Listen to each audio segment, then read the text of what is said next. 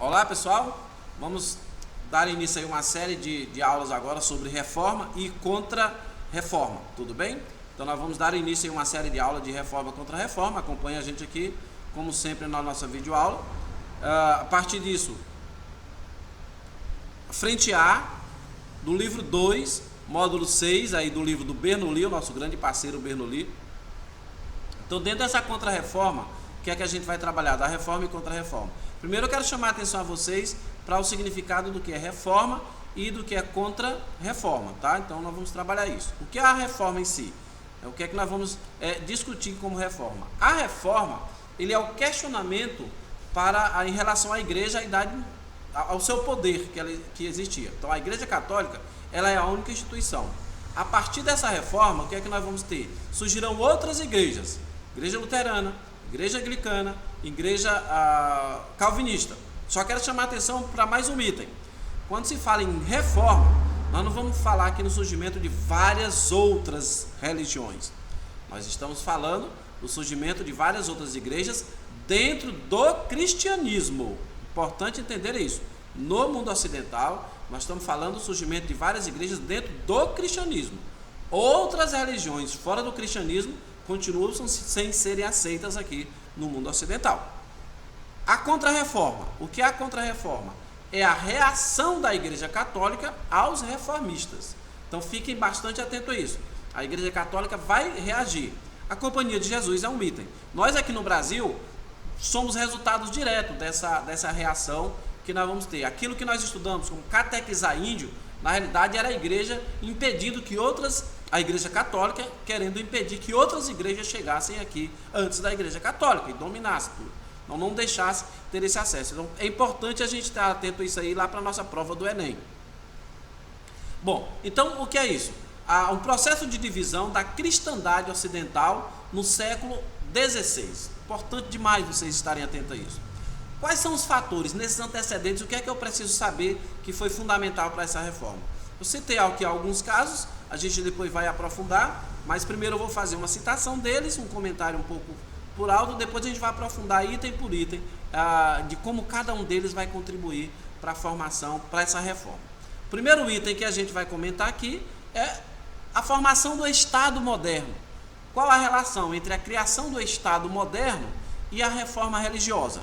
Pessoal, o Estado ela é a instituição que vai ser criada finalzinho da Idade Média, início da Idade Moderna, porque na Idade Média praticamente existiam duas instituições fortes. O clero, ficar atento quanto a isso, e a nobreza. E essas duas instituições, elas estão juntas, uma dá sobrevivência à outra. Só que aí surgiu o Estado para combater essas duas instituições. Esse Estado financiado pela burguesia. Então, a partir de agora, você tem o clero, tem a nobreza, mas vai ter o Estado, vai ter o rei. Então, o rei, ele vai ser poderoso. O Estado, ele passa a ser essa instituição que vai colocar o clero e a nobreza sobre sua tutela. É importante demais vocês entenderem isso. Então, vai colocar esses dois sob sua tutela. Entendam bem essas relações. Então, a importância do Estado. Com o surgimento do Estado, a igreja ela reduz, não vamos dizer assim, não vamos dizer perde, mas ela reduz muito aquele poder que existia todo sobre toda a sociedade. Um outro item que eu quero chamar a atenção a vocês é o fortalecimento da burguesia. Gente, as ideias da burguesia, elas não batiam com as ideias da igreja. Depois nós vamos aprofundar, mas eu vou citar um item aqui, dois itens. Um, em relação ao lucro, que a igreja vai chamar de usura. E outro, o controle do tempo, que a igreja dizia que quem controla o tempo é Deus, e a burguesia diz, não, nós vamos controlar o tempo. Então, esses dois itens são fundamentais. Como a igreja era muito forte, a burguesia, ela disse, olha, só existe uma maneira, então, de eu conseguir implantar minhas ideias, é reduzir o poder da igreja.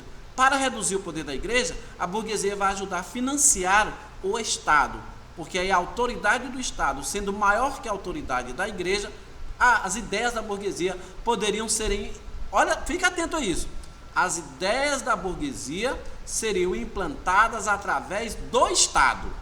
Ela vai ter controle do Estado e assim o Estado vai implantar as ideias da burguesia. Nós vamos estudar bastante isso.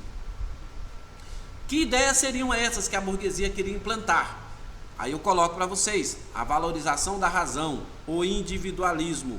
Importante lembrarmos disso. Valorização da razão, lá do Renascimento, o individualismo. Valorização da razão que significava que o mundo seria explicado pelas leis da natureza. Então é importante vocês ficarem atentos a isso. O mundo seria explicado pelas leis da natureza.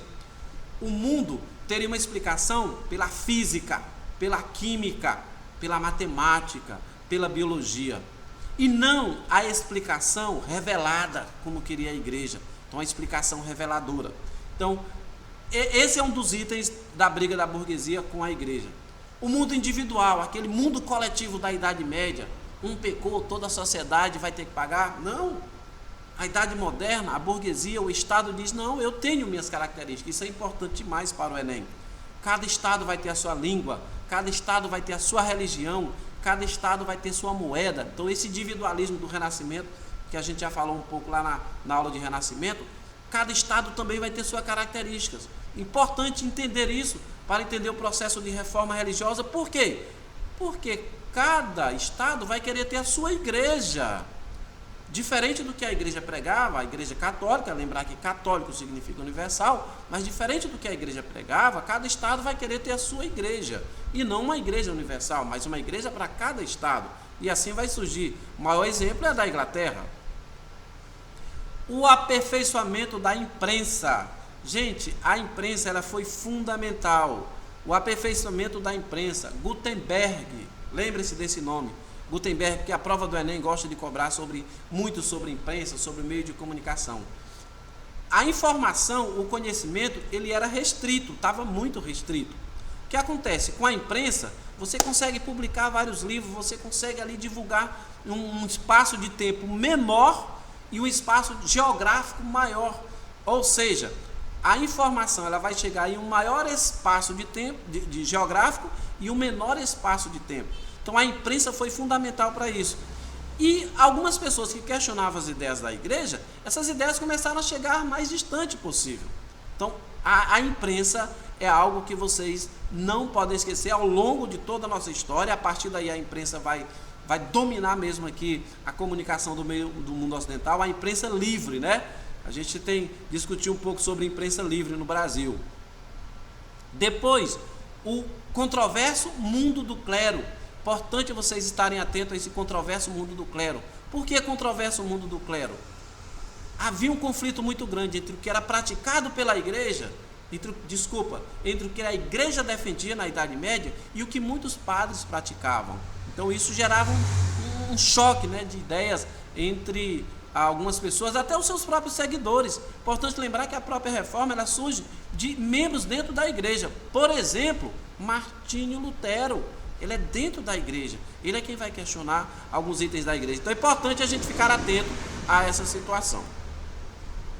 O outro item, a própria igreja ela não estava se entendendo muito. A Idade Média, a igreja, ela passou por duas fortes crises, que nós vamos chamar a cisma do Oriente e o cisma do Ocidente.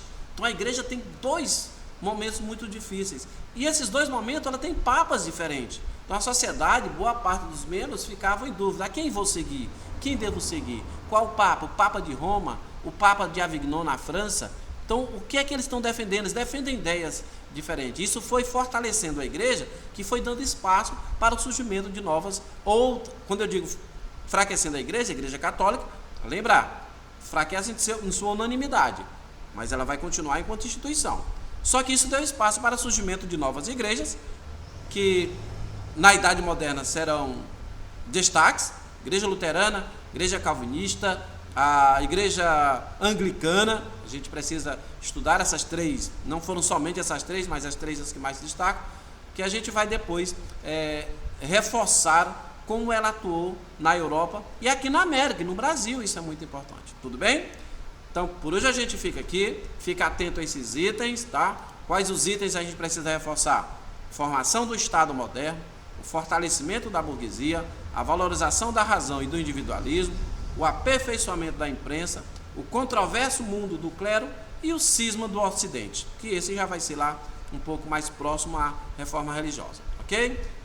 Obrigado. Daqui a pouco a gente vai estar aí com mais uma aulinha, tá? Fiquem atentos. a gente vai ver o desenvolvimento aí dessa reforma religiosa. Valeu, gente. Um abraço.